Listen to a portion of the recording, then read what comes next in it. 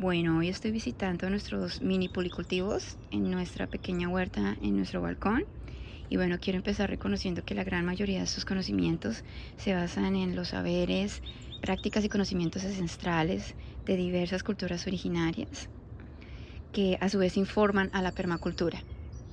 La permacultura siendo un término acuñado por Bill Mollison, quien a su vez en sus libros reconoció como gran parte de estos conocimientos que hoy comunica la permacultura son basados en las observaciones, los saberes, las prácticas y los conocimientos ancestrales de diversas culturas originarias alrededor del mundo. Y bueno, muchos de estos conocimientos, la clave de muchos de estos conocimientos con base en las observaciones de diversas culturas originarias es obviamente la diversidad. Como en la naturaleza, en nuestros jardines, ecosistemas silvestres, la diversidad es algo muy fuerte en cómo estos ecosistemas se equilibran, en cómo se sostienen, en cómo no requieren nada de intervención humana. O casi nada de intervención humana, ¿no? Es sobre todo la naturaleza sosteniendo y equilibrando estos ecosistemas que además son maravillosos. Acá en la primavera, después de ver a todos los arbolitos desnudos y ver esta explosión de la naturaleza en 1 o 2 meses, es realmente lo deja uno maravillado, pero también despierta aquella curiosidad de cómo la naturaleza hace esto. Es realmente un milagro. Y bueno, mucho de esto tiene que ver con la diversidad, diferentes plantas, diferentes árboles sosteniéndose entre sí. No hay monocultivos, no es algo que se ve naturalmente en nuestros ecosistemas. Y la importancia de esto, de la diversidad, de los policultivos que vemos naturalmente en la naturaleza, es que diferentes plantas se sostienen entre sí, se apoyan entre sí y crean los hábitats para diferentes animalitos que a su vez la sostienen. Entonces son relaciones muy cíclicas, muy recíprocas, basadas en la diversidad, basadas en el hecho que una sola planta no tiene todas las propiedades que puedan sostener un ecosistema. Diferentes plantas aportan sus fortalezas y apoyan las debilidades de otras plantas. Entonces, muy similar como vemos en nuestras sociedades, diferentes seres humanas y humanos aportando sus fortalezas y sus debilidades, ¿no? Idealmente. Entonces, sí, más o menos es algo que se ve mucho en la naturaleza. Entonces acá vemos diferentes clases de árboles, diferentes clases de plantas, nativas y no nativas. Por ejemplo, acá crece burdock, que es una planta no nativa. También crecen, por supuesto, muchos dandelions. Durante esta época ya no se ven porque ya han florecido los árboles, los árboles frutales, ya hay otras fuentes de néctar. Entonces aquella fuente temprana de néctar, los dandelions, a ese punto dicen, bueno, ya cumplimos nuestra misión. Y también porque los empiezan a podar en el pasto. Entonces, bueno. Pero bueno, entonces crecen estas plantas que son no nativas. También crecen fresas silvestres, que son variedades de fresas nativas de estos climas, a estas geografías. Entonces las fresas silvestres, como les mencionaba. Crece mucha flor aster, especialmente en el otoño, que es una fuente, la fuente última de alimento para los polinizadores, que prácticamente constituye las reservas para el invierno para los polinizadores. Crece también algunas flores camomillo, que bueno, son también excelentes fuentes de alimento para los polinizadores excelentes, repelentes las flores, excelentes insectarias también, que atraen insectos para la polinización, entre muchas otras cosas. Para la polinización y para mantener pues el equilibrio de estos ecosistemas, ¿no? Por ejemplo, hay muchos cucarrones que son atraídos por algunas flores, que además son los predadores de insectos que pueden lastimar, que no son muy benéficos para algunas plantas. Entonces sí se ve esta constante reciprocidad y diversidad que en sí está en la raíz del por qué estos ecosistemas se sostienen y se equilibran tan maravillosamente. Y bueno, acá por ejemplo está nuestro arbolito, que fue pues el impulso que necesitábamos el año pasado. No sé si recuerdan que el año pasado, por esta época, les comentaba que había una sequía muy fuerte, hubo una sequía muy fuerte, y esto produjo bastantes incendios forestales. Acá pues muy cerca no tuvimos incendios forestales, pero nos alcanzó el humo, y si nos dimos cuenta fue que algunos árboles no retoñaron, y entre ellos fue este de acá, que les compartí hace algunas semanas cómo se convirtió prácticamente en el trellis o trepador, fuente de sostenimiento de otras plantas este año. Entonces es bonito ver cómo la naturaleza no desecha, sino que reusa y reutiliza, ¿no? No desecha muy fácilmente. Este año tampoco retoñó, pero este año se ha convertido en el trellis de otras plantas. Entonces, de nuevo, aquellas relaciones recíprocas y cíclicas que vemos en la naturaleza es una constante. Y bueno, fue el impulso porque al no verlo retoñar nos afectó bastante. Cada estación lo habíamos visto cambiar, sus hojas en el otoño convertirse en colores maravillosos, perder sus hojas en el invierno, retoñar en la primavera, florecer en el verano. Entonces nos afectó bastante el año pasado cuando vimos que eso no estaba pasando, y fue el impulso que necesitábamos para empezar nuestra pequeña huerta. Y digo impulso porque realmente esto empezó cuando con la maternidad y la paternidad con nuestro niño, cuando íbamos de caminata. Sobre esto también compartía en un reel hace mucho tiempo, cómo con nuestro niño aprendimos pues a detenernos. Sí, nos encantaba ir de caminata antes, nos maravillábamos con cosas que prácticamente nos saltaban a los ojos, porque no era detenernos a observar, como vimos que nuestro niño se hacía a una edad temprana, y todavía lo hace, pero a esa edad, a los 2, los 3 años, es maravilloso cómo ellos se detienen, ellas y ellos se detienen con cosas que las personas adultas no nos detenemos a observar en la naturaleza. Ver retoñar un arbolito y comenzar a notarle las hojitas, ver la mariposita posarse en la florecita, el caracolito, es muy bonito ver cómo ellos se detienen a observar eso. Y eran para nosotros constantes estaciones. Lo que antes era de ir del punto A al punto B en nuestras caminatas se convirtió en constantes estaciones con nuestro niño, y aprendimos a adaptarnos, porque tratamos de tomarnos esa pausa de porque estamos corriendo, porque tenemos que llegar a la meta, y nos estamos perdiendo este proceso que nuestro niño sí le está poniendo atención. Entonces eso nos llevó a también detenernos, a también observar qué estaba pasando a nuestro alrededor, sin que necesariamente pues nos saltara a los ojos, sino realmente detenernos a observar y sentir esa conexión con la naturaleza que se da a través de aquella atención plena. Entonces ahí comenzó todo, y este fue el impulso, porque sí, antes habíamos notado sus cambios, pero yo creo que al comenzar a conectarnos con él, con este arbolito, nos afectó bastante. Comenzamos a sentir como si fuese una extensión de nuestro cuerpo. ¿Qué le estará pasando? ¿Qué tendrá? ¿Qué enfermedad tendrá? ¿Le hace falta agua? La nieve gélida, la lluvia gélida del invierno pasado lo lastimó. Muchas preguntas. Obviamente la sequía fue algo que no ayudó. Y ya sea que estas cosas suceden por ciclos naturales, que pues la naturaleza también los tiene para regenerarse, o por obra humana, sentimos que queríamos aportar nuestro granito de arena para nosotros mismos y también para nuestros ecosistemas, ¿no? Porque no creo que haya resiliencia o sostenibilidad si no hay resiliencia y sostenibilidad en comunidad.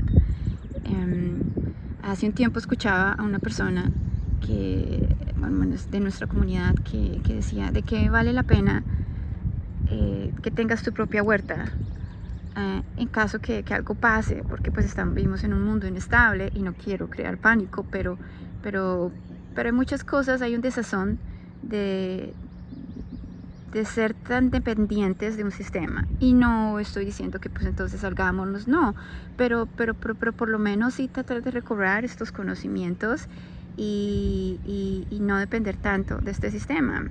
De nuevo, no estoy diciendo, armemos una revolución, nada de eso.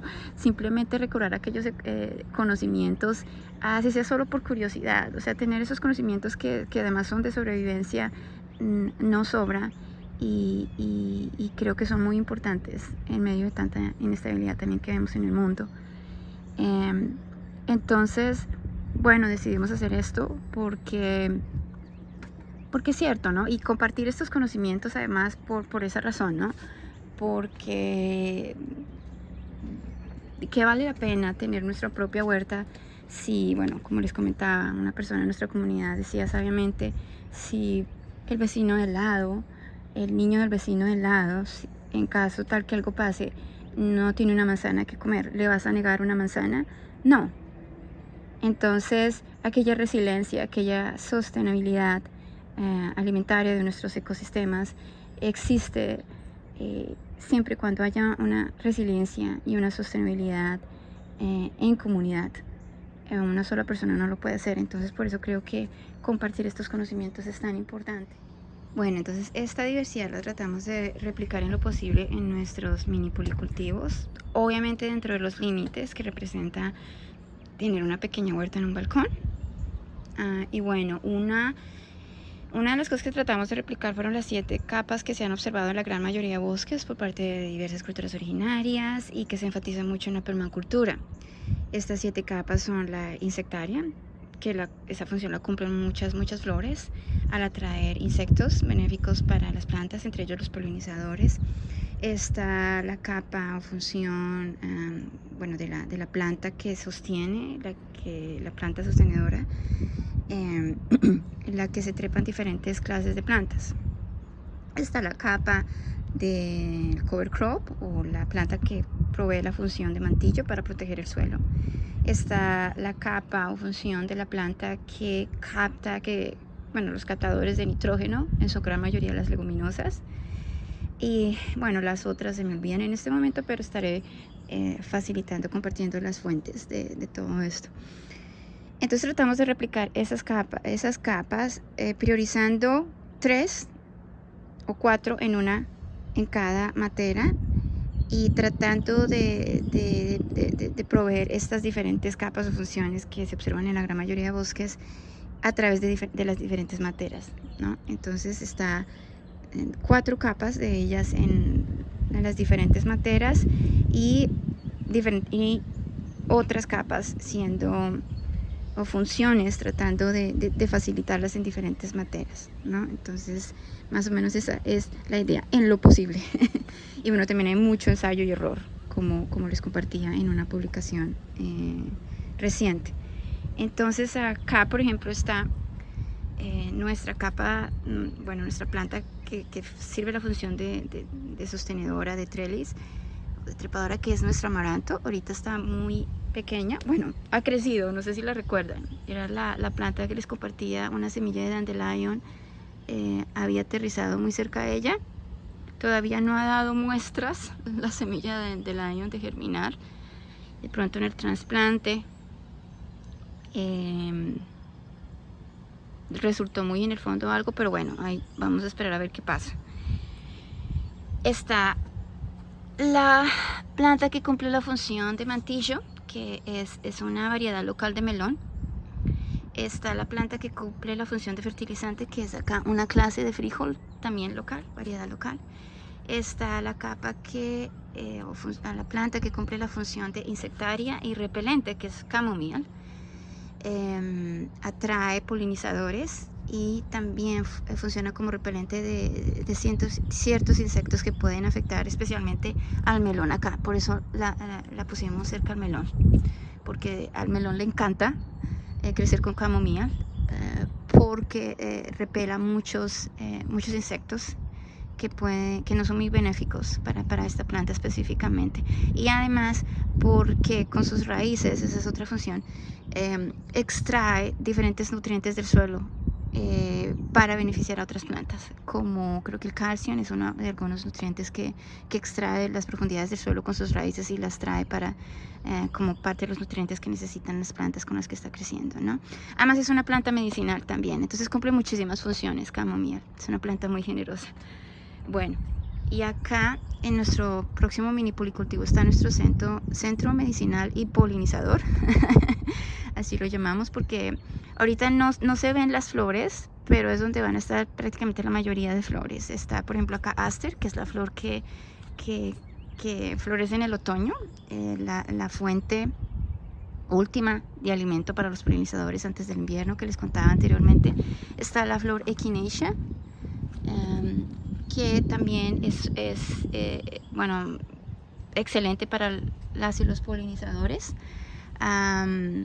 especialmente porque tiene la particularidad de la flor Echinacea, es un poco similar a Camomilla, y si ven acá en el centro protruye un poquito. La flor Echinacea crece muy similarmente y esto les encanta a los polinizadores, obviamente porque las pueden ver más fácilmente y extraer su polen. Entonces es una particularidad de estas dos plantas y por eso es que les encanta tanto a los polinizadores Echinacea y Camomilla. Por estas latitudes, ¿no? Cada región tiene sus plantas y sus polinizadores y bueno, también es algo que es importante tener en cuenta, ¿no? Esa particularidad local. Estoy dando un ejemplo de cómo seguir esa particularidad local al máximo en donde vivo. Acá están garlic chives, que es una clase de ajo. Se cayó algo. Bueno, es una clase de ajo antibiótico y excelente repelente de insectos que no son muy benéficos para estas plantas. Y acá está una semilla que aterrizó. Por estos días ha estado volando literalmente mucho polen por acá.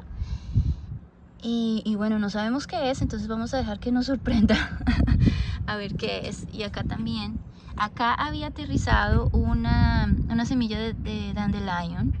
No se parece mucho a la hoja de dandelion, entonces no sé si es realmente esa semilla que habíamos visto, pero bueno, vamos a dejar que nos sorprenda. Y inicialmente habíamos dejado acá un espacio para nuestra flores Echinacea y Camomilla que sembramos en casa.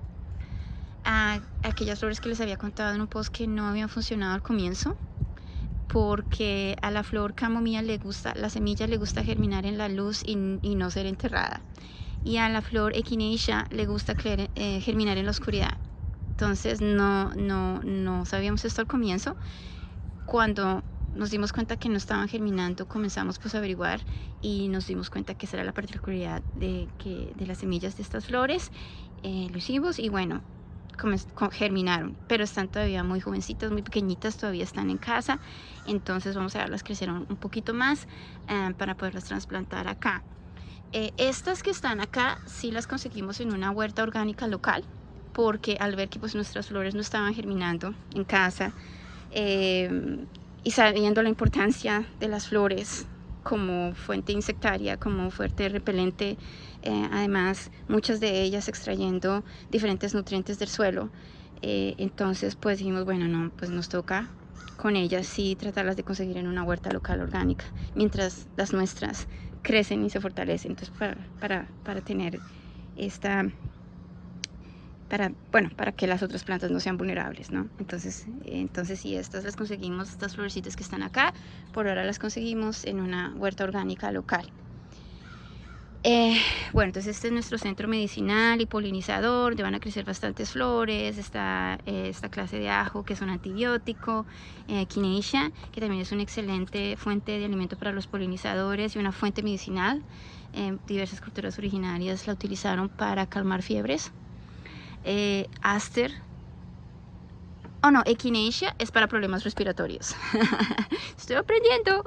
Bueno, y el Aster es la que utilizaron diversas culturas originarias para tratar diversas clases de fiebres. Entonces, Camomilla, que acá vamos a traer nuestras plantulitas cuando estén más fuertes, van a estar acá. echinacea y camomilla, las que nosotros sembramos en casa. Camomilla, que es esta, que ya está acá, la que conseguimos en una huerta orgánica, es una excelente planta para problemas digestivos, en términos medicinales, para problemas digestivos, para calmar los nervios, la calma. Y entonces me encanta el té de camomilla. Y para conciliar el sueño. Entonces, bueno, esas son algunas de las propiedades medicinales, y acá va a estar la plantulita que nosotros sembramos. Bueno, acá está Solita Marigold, es un repelente por excelencia que lo aconsejan mucho en estas latitudes y tiene una esencia muy fuerte. A mí me gusta, pero a las abejas al parecer no les gusta la esencia de Marigold. Entonces por eso la pusimos ahí, mientras tanto, porque a las avispas sí les gusta y es un excelente repelente de insectos que no son muy benéficos para algunas plantas. Entonces por eso la queríamos también que se uniera al grupo, pero si la poníamos donde está nuestro centro polinizador y medicinal, corríamos el riesgo de que espantara a las abejitas. Entonces por eso la pusimos separada, para que, bueno, las avispas les encanta, son excelentes repelentes, pero mantenerlas un poquito separadas de donde van a estar nuestras florecitas para atraer a otros polinizadores, no solamente las avispas, ¿no? Como las mariposas, las abejas, que les encanta. Echinacea es una planta que a las abejas les encanta, sobre todo al abejorro, que es una clase de abeja nativa de estas latitudes. Bueno, acá en nuestro próximo mini policultivo está, bueno, camomilla otra vez, porque a las fresas les encanta crecer con camomilla por razones similares al melón. Excelente, atrae a los polinizadores, excelente repelente también para algunos insectos que no son benéficos para las fresas, y pues la extracción de nutrientes como el calcio desde el fondo del suelo, que beneficia a muchas plantas, no solamente a las fresas. Y acá está mi arbustico de fresas, que está creciendo con un arbusto pequeño de cranberry o arándanos, creo que se dice en español. Y estas son variedades locales, de nuevo, y pequeñas. Por ejemplo, el arbusto de cranberry no va a crecer más de, creo que 70, 80 centímetros. Las fresas, el arbusto no va a crecer más de 10, 15 centímetros, pero sí se va a esparcir y va a proveer pues la función de mantillo para proteger al suelo de las plantas acá. Está obviamente el frijol acá, una clase de frijol o leguminosa, como el fertilizante natural en potencia, y obviamente la fuente insectaria y repelente, que atrae insectaria y repelente. Entonces esas fueron de nuevo las 4 capas que priorizamos, excepto pues acá en nuestro centro polinizador y medicinal,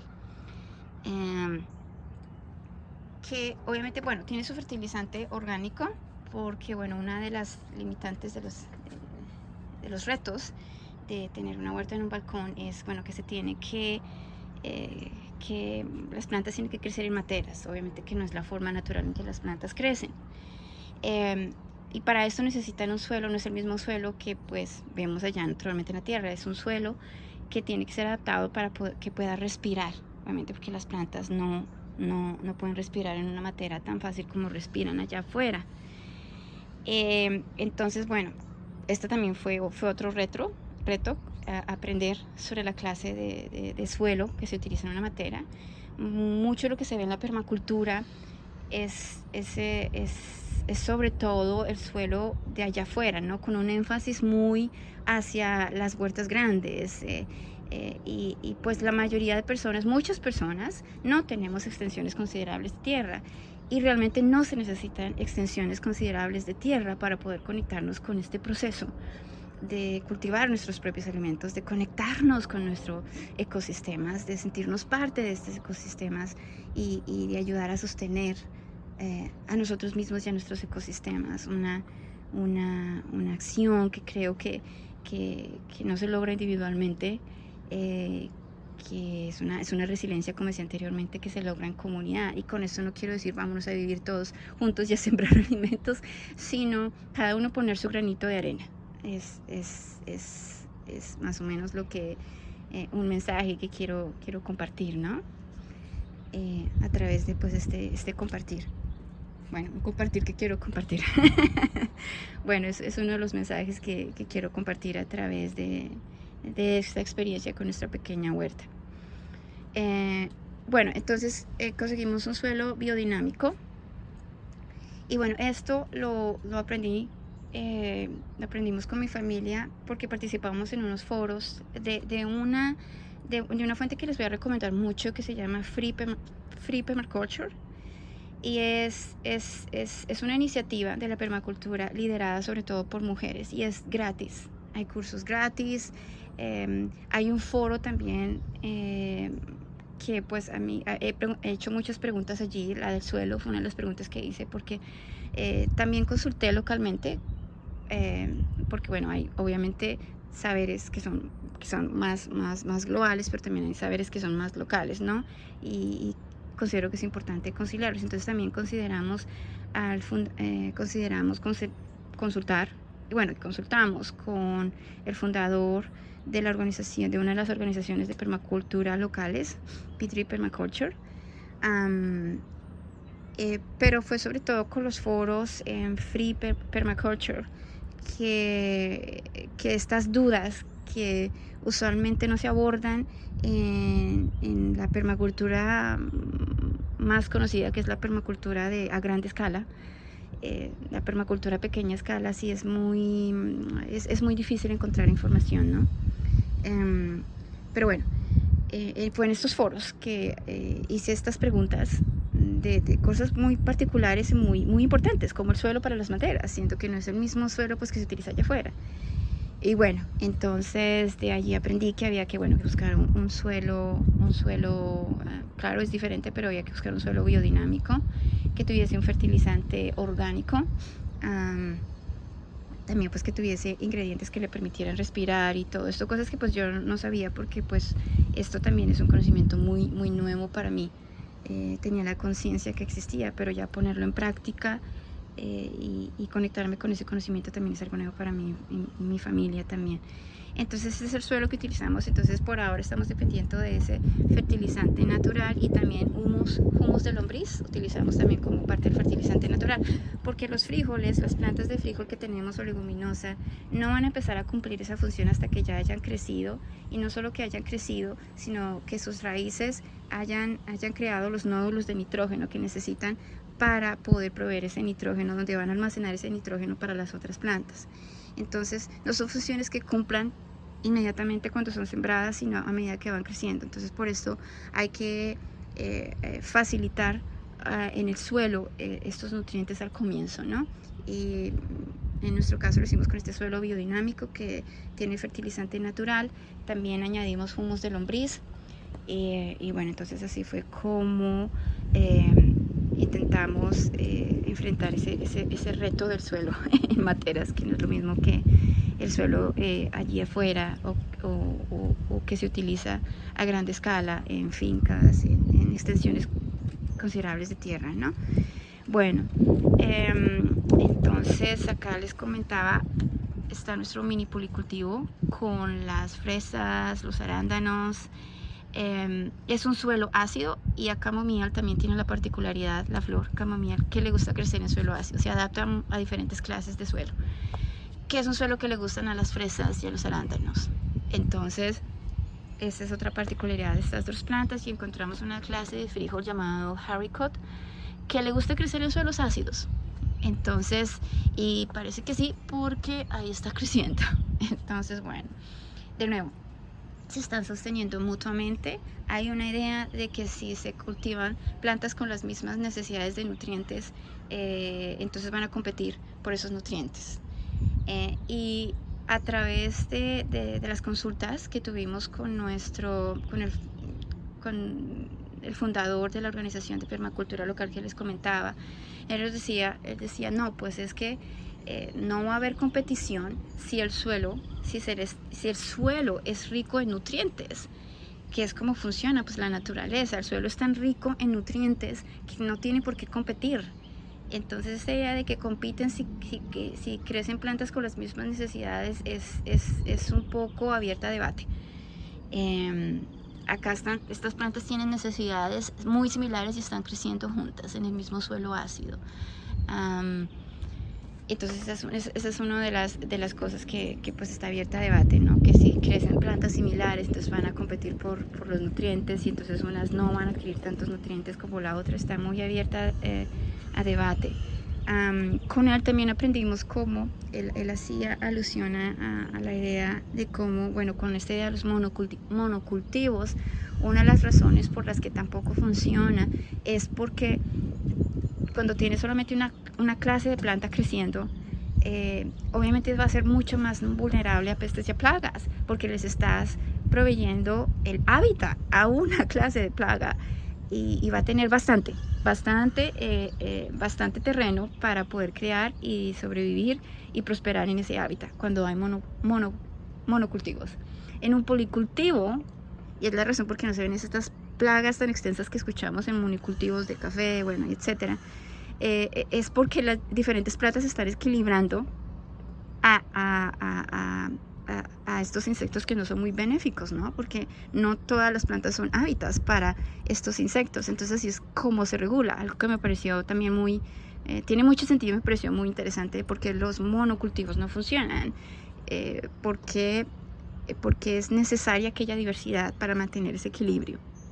Entonces, bueno, me vino a la mente, entonces pensé compartirla, porque pienso que tiene mucho sentido y es importante para nosotros comprender el porqué también de estos policultivos.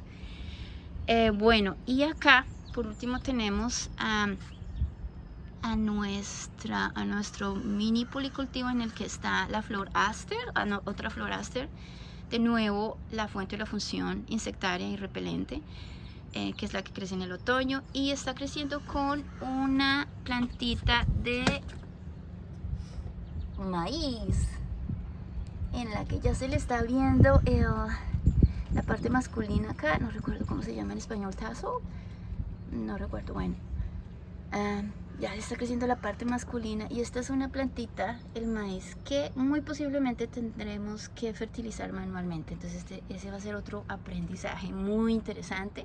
Está creciendo solita, obviamente por las limitaciones de espacio, pero no es totalmente imposible. Solamente cuando se escucha que está creciendo maíz, está sembrando maíz y calabaza, bueno, sí tiene sus retos, pero no es totalmente imposible. Encontré un artículo de la Universidad de Cornell en la que se decía que es posible sembrar estas plantas en materas. Obviamente no vas a poner el mismo número de semillas, reduces el número de semillas y plantas que van a crecer ahí. Y bueno, esto no lo aprendí de este artículo que les hablo de la Universidad de Cornell, pero encontramos después que se podían polinizar, porque el problema de que algunas plantas no crezcan juntas es la polinización, ¿no? Entonces encontramos que se podían polinizar manualmente, y este es un ejemplo, es el caso de la planta de maíz. Y ese es otro aprendizaje en potencia acá, aprender a polinizar manualmente el maíz, porque está solito, ¿no? Entonces el viento no va a mover otras plantas, facilitando la expansión de polen entre ellas. Esa es más o menos la idea. Entonces toca tratar de hacerlo manualmente. Le gusta mucho crecer con la flor aster, por razones similares, insectarias, repelentes, extracción de nutrientes. Entonces les gusta crecer mucho al maíz con la flor aster, y por eso está ahí. Acá está la flor echinacea, otra flor echinacea, y la razón por la que está acá es porque le gusta mucho a la calabaza. Acá está la semilla de calabaza, y acá está una semilla de frijol que estamos esperando que germinen. Las temperaturas han estado un poco frías últimamente, entonces por eso no ha germinado, pero estamos esperando con paciencia.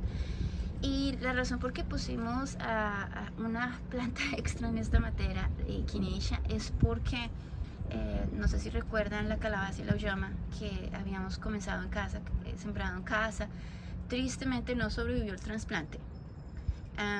Estaba obviamente su materita solita, porque pues era una plantulita, no estaba pues compartiendo el suelo con otras, y creemos que comenzó a ser atacada por algunos pulgones, por lo que vimos en sus hojitas, Entonces, bueno, nos dimos cuenta cómo aún en un balcón, aún estando arriba en un balcón, es muy susceptible a esos insectos. Y para esto de Echinacea repela los pulgones, es una planta que repela pulgones. Y tenerla cerca a la calabaza, que estamos esperando que germine acá, más o menos, puede contrarrestar esto, ¿no? A la calabaza, bueno, no sobrevivió, y entonces si utilizamos, bueno, cortamos las partes que estaban sanas y la utilizamos como parte del compostaje para nuestro centro polinizador y medicinal. Entonces, bueno, tenemos esta idea de reusar, ¿no? Al máximo, en la medida de nuestras posibilidades. Entonces, por eso está Echinacea acá, que es un poquito una planta extra ahí, en cuanto al número, no extra en cuanto a necesidades.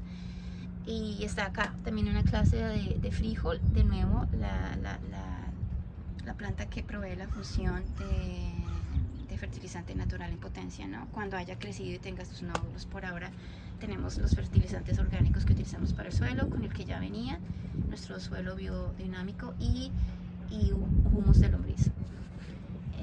Mientras que estas plantitas crecen y comienzan a proveer esa función tan importante. Bueno, y la calabaza, de la misma forma como lo hace el melón, funcionan como, proveen la función de mantillo para proteger el suelo.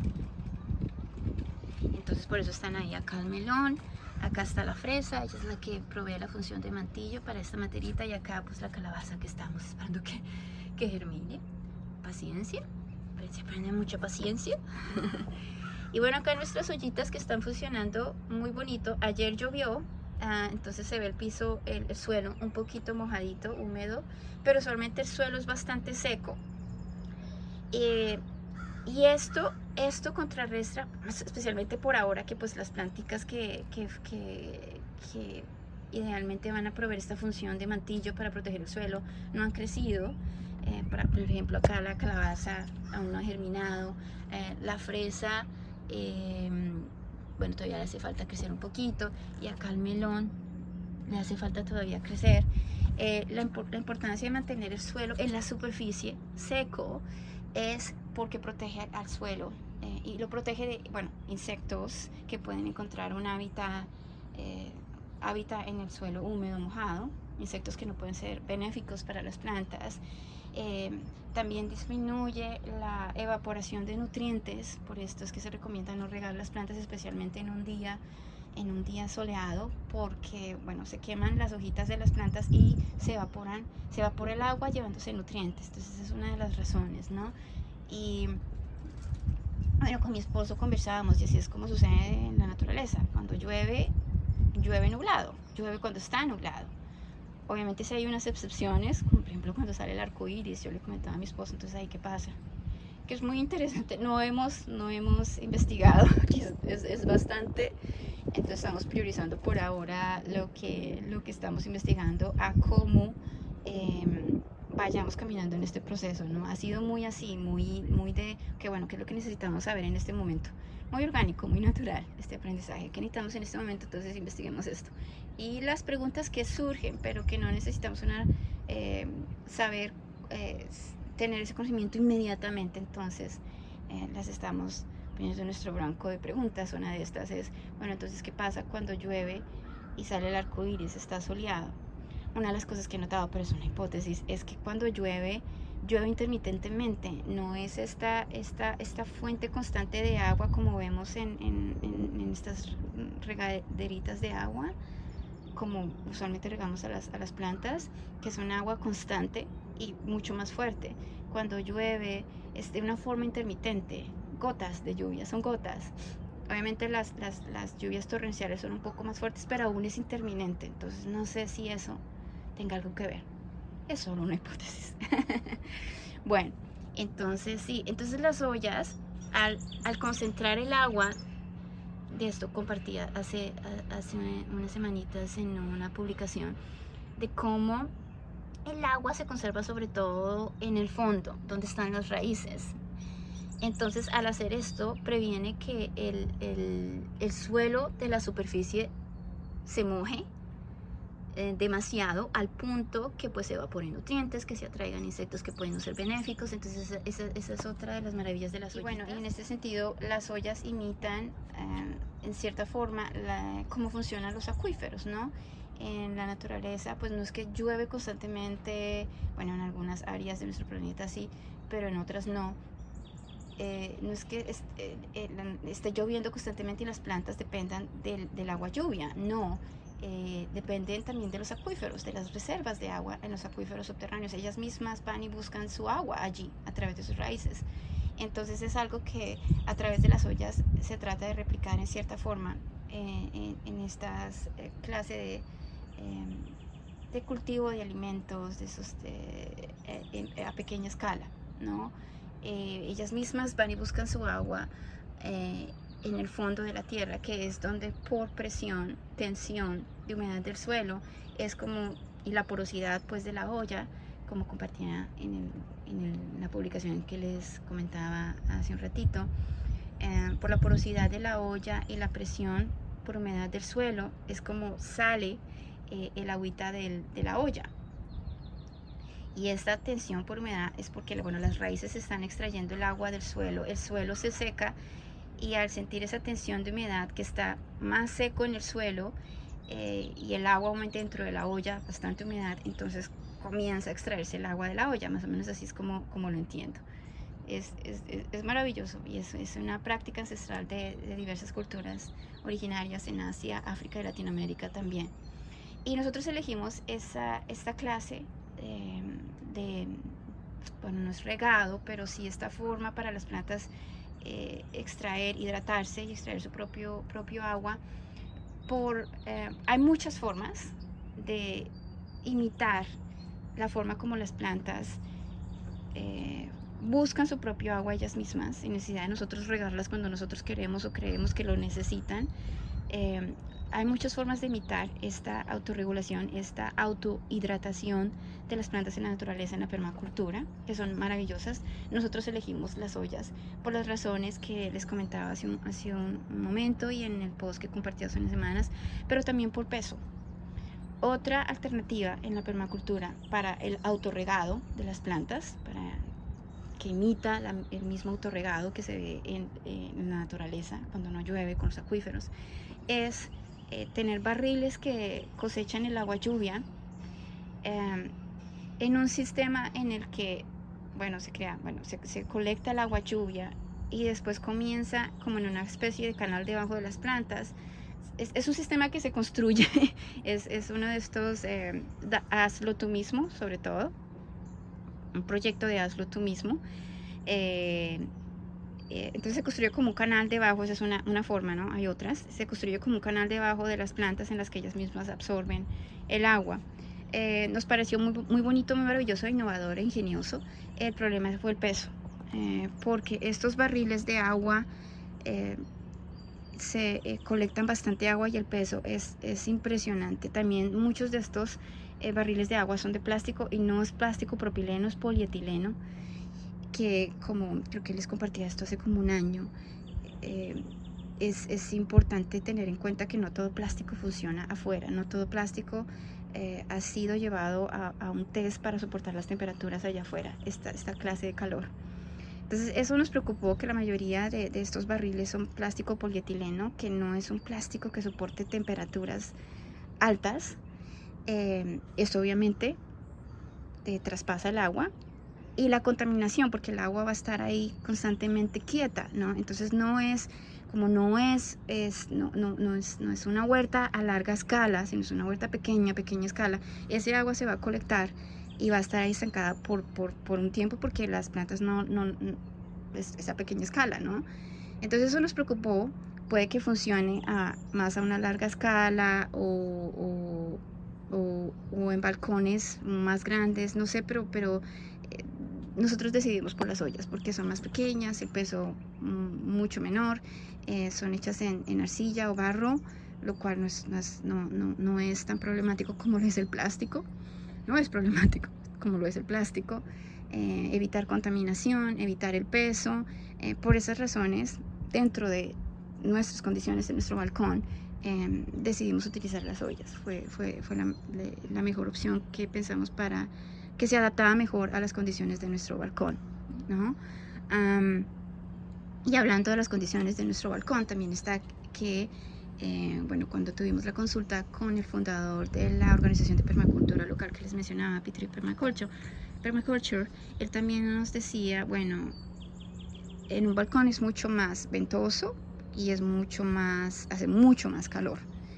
Lo cual sí, con base en nuestra observación nos dimos cuenta, el viento se siente mucho más en nuestro balcón, el calor es mucho más intenso en nuestro balcón, comparado con el calor y el viento que reciben las plantitas que están allí en el jardín silvestre del que les hablaba hace un momento. Entonces, ¿cómo minimizar, cómo contrarrestar los efectos que se intensifican pues ya en nuestro balcón, ¿no? Entonces, una de las formas en que lo hicimos fue, de nuevo, elegir plantas que toleran sequías, que toleran altas temperaturas. Unas de ellas ya las habíamos visto allá afuera en nuestro jardín silvestre, las fresas, por ejemplo, la flor camomilla y el aster son plantas que toleran sequías, que toleran temperaturas altas de calor. Entonces, esa fue una de las formas en que pensamos contrarrestar o minimizar los efectos de ese intenso calor y viento, ¿no? Y con el viento también nos estamos dando cuenta cuando bueno, aquí conseguimos nuestro pequeño medidor de viento, que es el que nos deja ver cuando está muy ventoso. Y a ese punto nosotros rehusamos, bueno, de pronto les comparto una foto, cuando vemos que el viento está muy intenso con base, bueno, a lo que nos dice nuestro canal de clima y nuestra pequeña mariposita acá que nos mide el viento, con base a eso nosotros rehusamos unas tapitas de unos contenedores en donde conservamos los materiales de juego de nuestro niño. Él no utiliza las tapitas y con esas tapitas las ponemos en el balcón. Es bastante rápido, ¿no? Para cubrir la parte de la reja y bloquear un poco el viento. También se puede hacer con trélices, pero bueno, vamos a ver. Por ahora estamos utilizando esas tapitas y reusando esas tapitas que son considerablemente largas y las ponemos en la parte en donde está nuestras plantas en la reja. Pronto les comparto una foto. De esa forma estamos por ahora contrarrestando la situación del viento, porque sí el viento puede ser bastante fuerte. Y lo otro que la persona que consultamos, que fue de gran ayuda en esto también, fue, él nos preguntó, bueno, ¿cómo es el piso? ¿Es cemento o es...? Y resulta que el piso es metal, y el metal obviamente atrae mucho más el calor. Obviamente esto iba a dificultar la clase de huerta que íbamos a tener, porque las plantas iban a sofocar un poco más dada esa condición de nuestro balcón. El piso atrayendo mucho más calor y haciéndolo aún más caliente, intensificando pues el calor en nuestro balcón. Entonces él nos recomendó poner estos tapetitos, que son los que tenemos acá, para minimizar el calor que radiaba del piso hacia las plantas. Y adicional de eso, mi esposo y yo pensamos en estos los llama piececitos de materas. No utilizamos las bandejitas que usualmente se utilizan con materas. Utilizamos estos piececitos para separarlo del piso en caso tal que el calor aún se filtrara, porque sí es bastante caliente el metal con el sol radiando y reflejándose del piso. También pensamos mi esposo y yo con nuestro niño en esos piececitos, y además de esto, que lo eleva y lo separa un poco el calor del suelo en caso que se filtre a través del tapete, deja respirar, es otra fuente de respiración para la planta. Como les decía anteriormente, en una matera no respiran tan bien como respiran allá afuera, por eso el suelo que se utiliza para las materas debe ser un suelo para materas que tiene ingredientes que le permiten respirar. Entonces, adicional a eso, pensamos también en los piececitos. Le provee una fuente de aire, de viento, de respiro, y la mantiene alejada del calor del piso de nuestro balcón. Entonces, bueno, más o menos así ha sido el proceso hasta ahora. esperando a ver cómo seguimos caminando con nuestras plantitas, cómo ellas siguen creciendo. Es lo que recuerdo hasta el momento. Si recuerdo algo más, les voy compartiendo. Como decía anteriormente, creo que es importante compartir estos conocimientos para quienes estén interesados, para que estén en un punto de sus vidas en el que estos saberes y estos conocimientos los mueva, y tener la conciencia o el conocimiento que no solamente se puede hacer a larga escala, también se puede hacer a pequeña escala. También podemos poner nuestro granito de arena, por pequeño que sea, cuenta. Obviamente las personas que tienen considerables extensiones de tierra también es un aporte muy importante, pero también se puede hacer a pequeña escala. Entonces, para las personas que tengan ese interés, que no se desanimen porque no, quizá no lo pueden hacer a una escala grande. También lo pueden hacer a una escala pequeñita, dentro de nuestras posibilidades.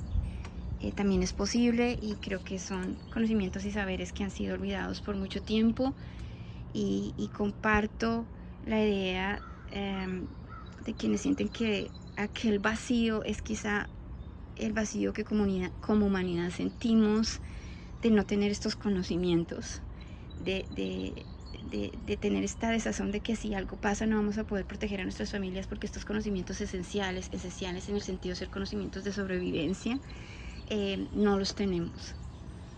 Entonces creo que comparto la idea de que quizá este vacío tenga que ver con esto. En mi experiencia personal también tengo ese vacío, y al reconectarme con este proceso y con nuestros ecosistemas, he empezado a sentir como hay algo que se está nutriendo dentro de mí, que ha estado vacío por mucho tiempo, porque son conocimientos de sobrevivencia. Es un instinto, la sobrevivencia es un instinto, como el aprendizaje, son instintos que van a estar ahí, están muy fuertes, y cuando no los nutrimos, ese vacío se va a sentir y se va a manifestar de diferentes formas: desazón, y muchas otras manifestaciones, tanto mentales, emocionales y físicas. Entonces sí, siento que en mí siento cómo se está nutriendo este vacío. Había una desazón, especialmente cuando me convertí en madre. Si algo pasa, ¿qué va a pasar con mi niño? ¿Cómo va a sobrevivir? Él no sabe cómo cultivar alimentos, él no sabe cómo habilidades de sobrevivencia. Yo ni siquiera las sé. ¿Cómo voy a hacer para que él también tenga estos conocimientos? Y bueno, también me doy cuenta que no es demasiado tarde. Estamos aprendiendo, mi esposo y yo, que tampoco tiene estos conocimientos, con nuestro niño. Entonces estamos aprendiendo los tres juntos a la vez, y es maravilloso ver cómo nuestro niño está siendo expuesto a estos conocimientos. Él participa cuando quiere, obviamente, y con lo que le interesa. Es sobre todo un interés muy fuerte mío, y en cierta medida de mi esposo, y nuestro niño participa cuando él quiere, con lo que le interesa. Entonces eso también es muy bonito, ¿no? Que es algo muy voluntario de él, muy natural. Como les compartía en un post también el año pasado, seguir sus intereses no quiere decir que no compartamos nuestros intereses con ellas y ellos. Lo importante es saber dar ese paso atrás. Claro, los podemos invitar, pero si dicen no, paso atrás. Claro, puedo estar, por ejemplo, pensando en polinizar manualmente la plantita de maíz, y claro, yo le comento. Y si él me dice, ay, ¿puedo yo hacerlo? Obviamente lo voy a dejar, pero si él no muestra interés, no lo voy a obligar. Y él ya ha mostrado interés por ciertas cositas, ciertos ángulos de esta experiencia que es muy bonito ver, y que es muy importante, ¿no? Para nuestras hijas y nuestros hijos y generaciones venideras, recobrar estos conocimientos con el respeto y el agradecimiento y el reconocimiento por las personas que los han conservado por tantos años, porque es un conocimiento de la humanidad, para la humanidad, que creo que es importante reconocer y agradecerle a las personas que lo articularon y que los han conservado por tantos años, a pesar de tanto, contra viento y marea, a pesar de los efectos de la colonización y de muchos muchas otras circunstancias históricas y políticas, etcétera, y sociales. Entonces es algo que le encuentro mucho sentido, y que bueno, como decía anteriormente, por nuestras hijas, por nuestros hijos y generaciones venideras que también tengan la oportunidad de vivir en esta tierra, no tengan que extrañar cositas que nosotros ahora damos por hecho, ¿no? Porque nuestro planeta es maravilloso, es hermoso, es muy generoso, pero todo tiene un límite. Entonces es importante nutrir esas relaciones cíclicas y recíprocas que vemos en la naturaleza y que hemos abandonado y olvidado por tanto tiempo. Bueno, entonces, sin más, sin más que recuerden este momento, entonces, bueno, ya aquí termino por ahora. Y bueno, espero que muchas y muchos de ustedes hayan disfrutado este corto video, que bueno, no es tan corto, pero con tanto conocimiento, que no es conocimiento pues especializado y complejo, pero sí hay muchas ramas, ¿no? Muchas conexiones, y toma tiempo establecer esas conexiones y comunicarlas. Pero bueno, espero que en lo posible esto esté nutriendo ese ánimo que de pronto muchas y muchos de ustedes de interés ya tenían, y esa semillita que está ahí. Y bueno, entonces aquí termino. Feliz aprendizaje para todas y todos, y que tengan un buen día. Hasta pronto.